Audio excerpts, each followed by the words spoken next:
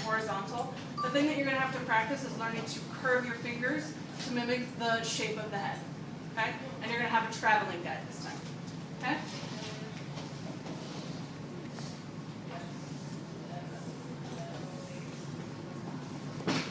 She looks sad. Remember, you have a better angle.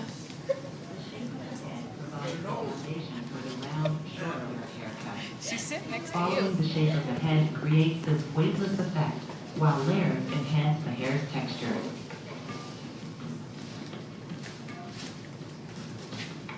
Section the hair into quadrants.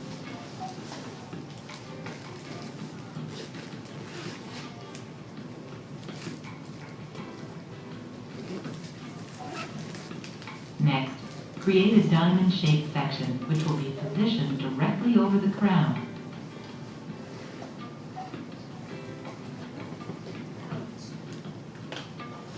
Separate the diamond shape in half with a horizontal parting.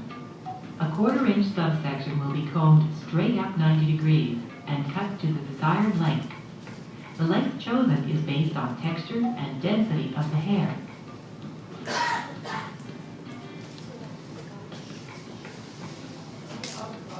Create a vertical subsection at the back of the diamond shape. Use the previously cut guide to establish the length. Hair is held again at 90 degrees.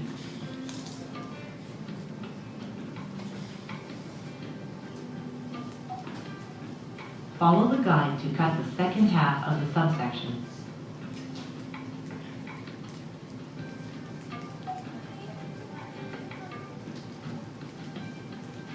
The length established in the crown will serve as the guide for the rest of the cut. Each new subsection will pivot from this point. Drop the 2 front sections and comb the hair forward. Separate the 2 sides with a vertical subsection which extends from the crown to the front perimeter. Begin at the crown. Take up a small portion of the guide and direct the hair to 90 degrees. Cut to the guide. Your guide will travel as you move toward the front perimeter. Notice how fingers follow the head shape. Take the next subsection and a small portion of the previously cut hair as a guide. The crown area is the pivotal point of this haircut. Observing the head shape from the crown will allow you to see the curves and contour. When following these curves and contours while cutting, the result will be a round distribution of weight. Continue to angle your fingers to follow the shape of the head as you move toward the front perimeter. Each new diagonal subsection will pivot from the crown.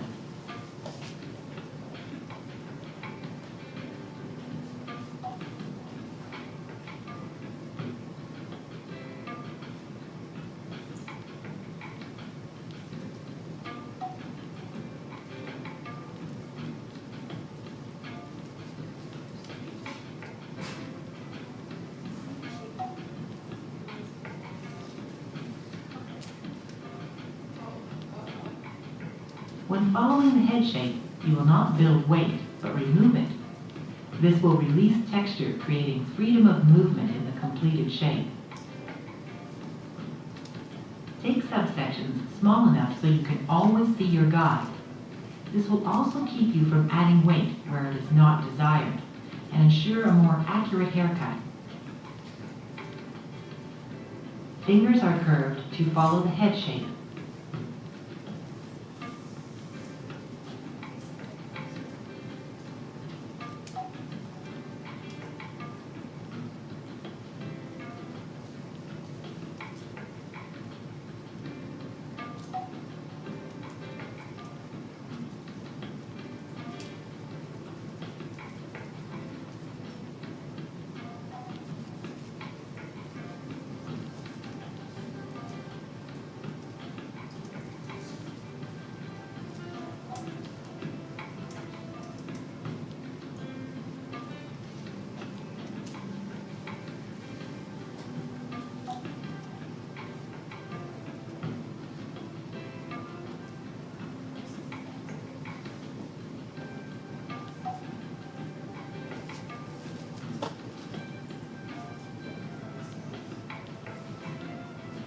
We have now reached the subsection which divides the front from the back.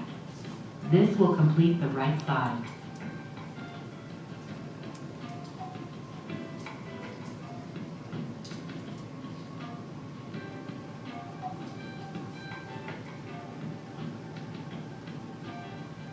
Keep fingers curved and follow the head shape.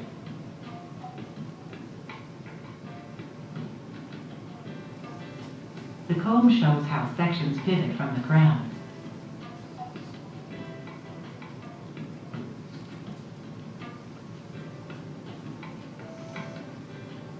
The very same sectioning is repeated on the opposite side.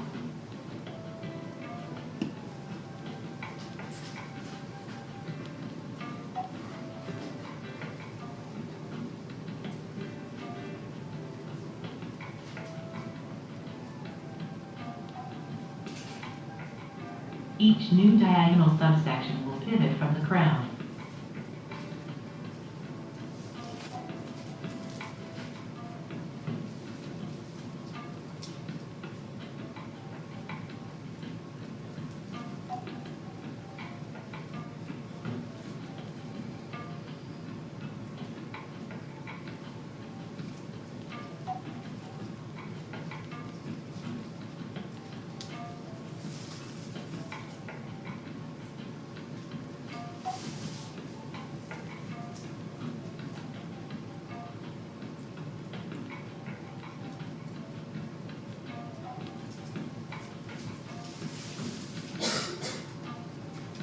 The front is now complete.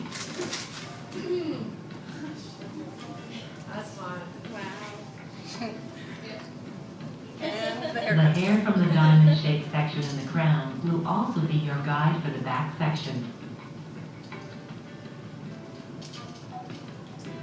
Drop the remaining sections and comb the hair down. Create a section which extends from the crown to the nape. The amount of hair in this section is based on the density of hair.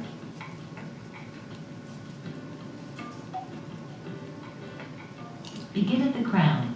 Pick up a small portion of the guide and direct the hair to 90 degrees. Cut to the guide.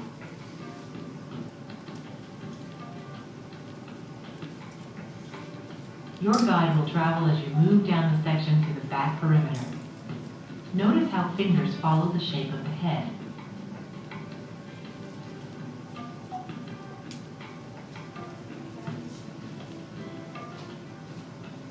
Each new subsection will pivot from the crown.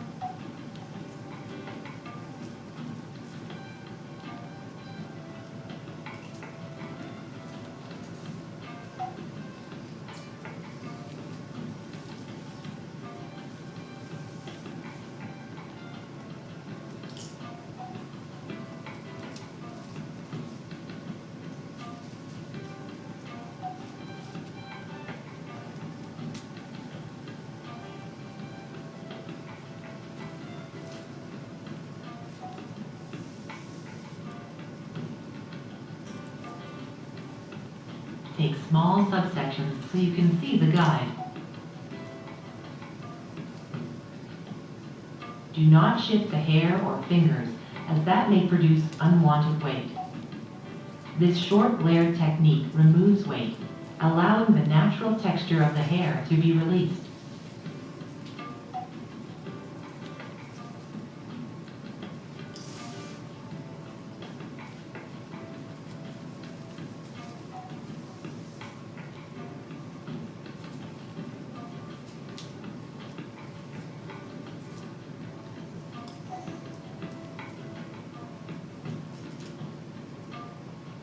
Keep fingers curved and follow the head shape.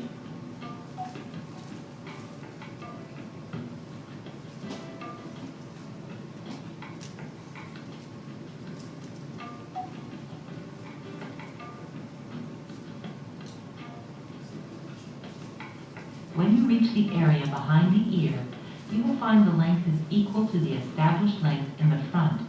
By accurately following the original guide and the head shape, back and front sections will meet. Pick up the hair as in